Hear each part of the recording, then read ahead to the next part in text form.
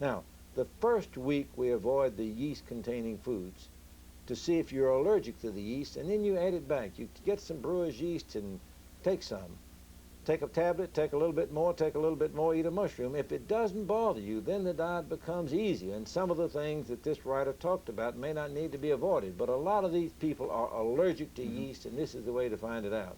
Great. Now, the next thing, we avoid fruits for 3 weeks. This is a recommendation of University of Chicago, John Rapon, because fruits are quickly converted into sugar. Then you try them again. But over the long haul, over the weeks and months you follow a diet, you take a good diet with lots of vegetables. You can take whole grains, you can take meats and eggs, you can take nuts if you're not allergic to yeast. But the thing that you have to avoid is sugar and junk food. And this is a good diet for anybody. Okay, now I want to talk about a couple of things. First, one is taken straight out of the book. I have to be candid and tell our viewers that. The other is the business of testing for yeast infection, the kind of questions that, Carol, you ask that 17-year-old. I hope I haven't violated the trust here, but in any event, the patient that you're likely to see in your office. Question 1, have you taken repeated rounds of antibiotic drugs? This is from the book. Yes. Are your health or problems no? yeast connected? Yes or no? Have you been troubled by premenstrual tension, abdominal pain, menstrual problems, vaginitis, prostatitis, or loss of sexual interest? Yes or no? The answer is yes, that question. What's the next question? Okay. Well, this series of questions are like any doctor asks any patient. He is trying to get a good history, and the story that the patient tells helps point you toward a diagnosis. It's very much like a detective hunt that Angela Lansbury does on a TV show. Okay, then let's... Right. Yeah, Murder, She Wrote. Right. Well, it could be something we're talking about here.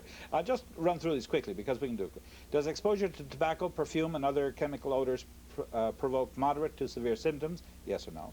Do you crave sugar, breads, or alcoholic beverages? Are you bothered by recurrent digestive symptoms? Are you bothered by fatigue, depression, poor memory, or nerves? Quote, quote, nerves. Are you bothered by hives, psoriasis, or other chronic skin rashes? Have you ever taken birth control pills? Are you bothered by headaches, muscle and joint pains, or incoordination?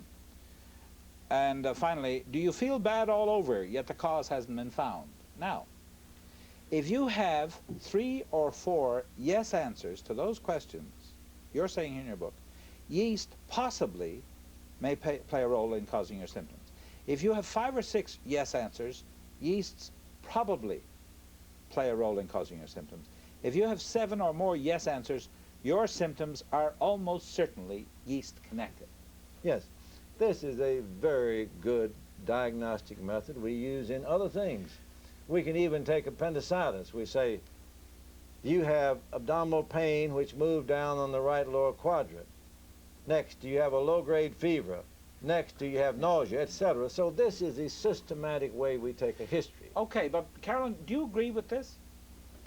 I agree, but when you take that at face value, when you see a patient coming into your office, I mean, we do a lot more than ask them questions. We're talking about doing a full physical examination, blood work. Patients come having these sick all over symptoms, right, having gone to neurologists and endocrinologists and with all their tests in a bag. I mean, it's not just based on questions that you're going to treat anybody. I heard that there's a really simple test, a blood test, new blood test out now for this. Do you know anything about that? Yes, there are several blood tests. I know of one down in California which tests antibodies, IgG antibodies to yeast in the blood. But I have some trouble with that because the yeast that we're treating is mucocutaneous. It's in the mucous membranes through the body. Supposedly it's not a blood disease, which is the systemic candidiasis of very ill people in hospitals with no immune system, and they get an overgrowth. So I'd like Dr. Crook to comment on that. All right. 4 different laboratories that I know of are doing these antibody tests. Now, because everyone has some yeast in the body, every person will have some antibodies, but it is the level of these antibodies that may determine how much of the yeast problem you have. Now, one group that I know of took 50 women who had low questionnaire scores and 50 women with high questionnaire scores, and they found that those who had more symptoms are more apt to have abnormal blood tests than those who had fewer symptoms. But it has not been published, not standardized, and I think more work needs to be done. And just as there's no specific test for a lot of other diseases, there's no yet a specific test. There's some clues that you get from the blood test, but it's best made by clinical diagnosis. Can I comment on Carolyn's comment? Of course. Yes. Now, again, before jumping to the conclusion that this yeast is the problem, I have every patient go to a physician, a consulting physician, and have a good history and physical examination, a blood count, urinalysis, whatever blood tests are necessary to make sure they do not have some other treatable disease, tuberculosis, cancer, diabetes. But before a patient is put in the hospital and has tubes poked into every opening in their body and all sorts of tests that may be dangerous, then if we have a history like that, we do the next thing, which is try the very simple, safe yeast treatment program, which we'll talk about later. Okay.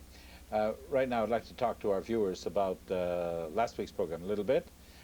We have telephone tonight. We don't have a telephone question, by the way, but we will report to you on last week's program. As those of you who watch Speaking Out regularly will know, this is a phone-in program. Of course, we want to have your calls, your comments, and your questions for our guests.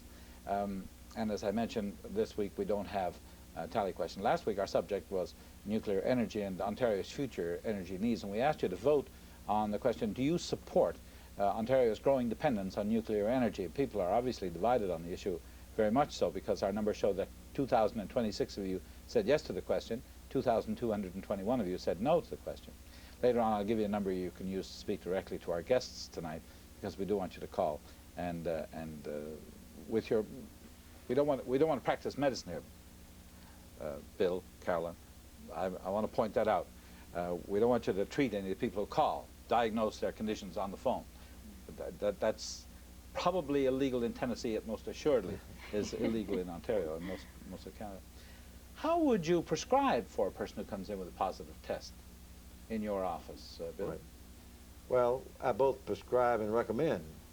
And this yeast lives mainly in the digestive tract. So the treatment, two main things. Number one, we starve it. By denying it food, it multiplies on. And so we've already talked about that. Now, the next thing is we prescribe and recommend certain substances, both non-prescription and prescription, that interfere with or stop the growth of this yeast. Number one is yogurt, which has the friendly bacteria, Lactobacillus acidophilus.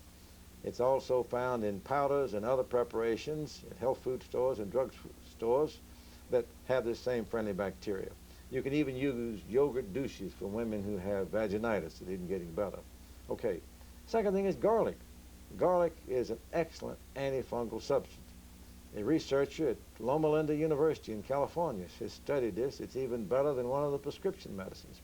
Then there's a third non-prescription medication called caprylic acid, available in many health food stores, and it also helps interfere with the growth of Candida. Then the main two prescription medications, one is called nystatin.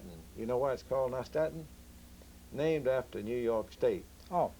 It was discovered by two women scientists in the New York State Health Department, and they wanted to call it nystatin, but most of us call it nystatin.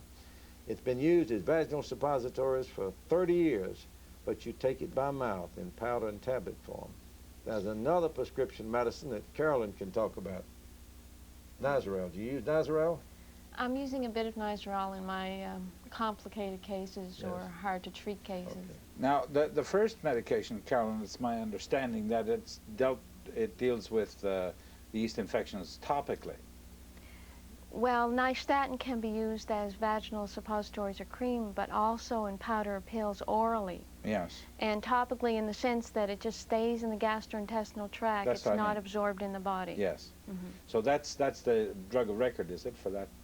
Yes, yes. It's got a good record of efficacy and rare side effects.